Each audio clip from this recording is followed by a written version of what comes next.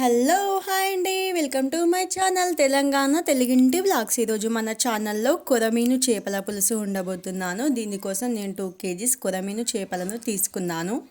ఇప్పుడు ఈ కొరమీనును కడిగి పక్కన పెట్టుకోండి. ఇప్పుడు దీంట్లో కొంచెం పసుపు, కొంచెం ఉప్పు, అలానే కొంచెం కారం వేసి మంచిగా ఈ ముక్కలకన్నిటికీ కూడా పట్టించి పక్కన పెట్టుకోవాలి.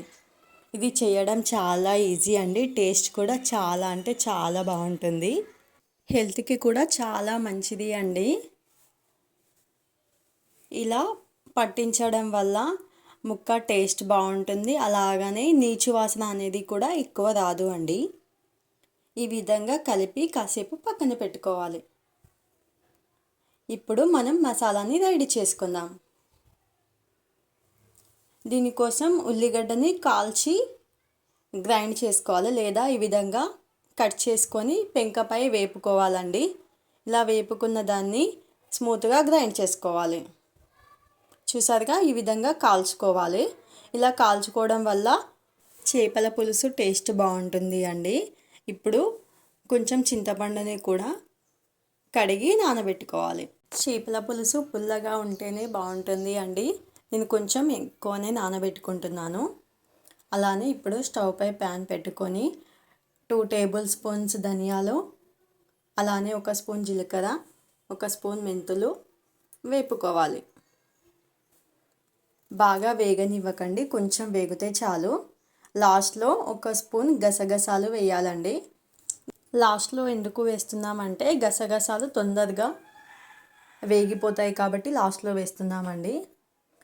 ఇప్పుడు దీన్ని స్మూత్గా గ్రైండ్ చేసుకోవాలి. మనం ముందుగా కట్ చేసిన ఆనియన్స్ని కూడా, కాల్చుకున్న ఆనియన్స్ని కూడా పేస్ట్ చేసుకోవాలండి. ఈ మసాలా వేస్తేనే చేపల పులుసు చాలా అంటే చాలా బాగుంటుంది అండి.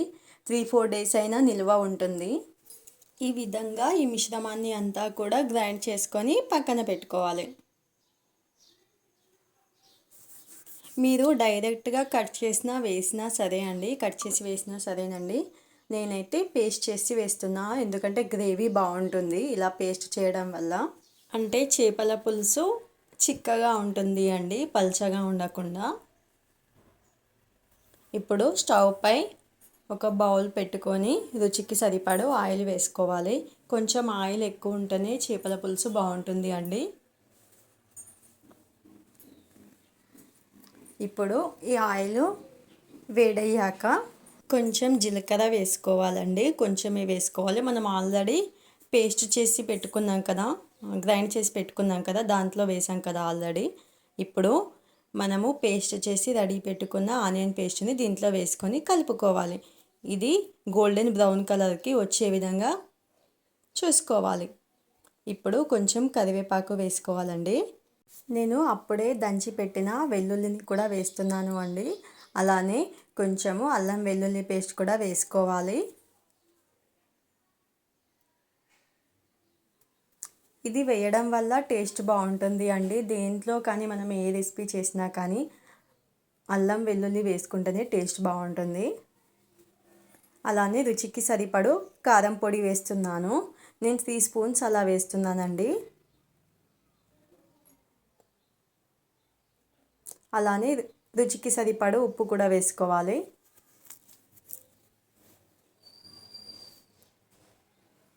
అలానే కొంచెం పసుపు కూడా వేసుకోండి. ఇదంతా కూడా కలుపుకోవాలి. ఈ పేస్ట్ ఇదంతా కూడా పట్టించుకోవాలి. మనం ఆల్రెడీ స్మూత్గా గ్రైండ్ చేసుకున్న మసాలాని కూడా దీంట్లో వేసుకొని కలుపుకోవాలి. ఇదంతా కూడా బాగా కలుపుకోవాలండి.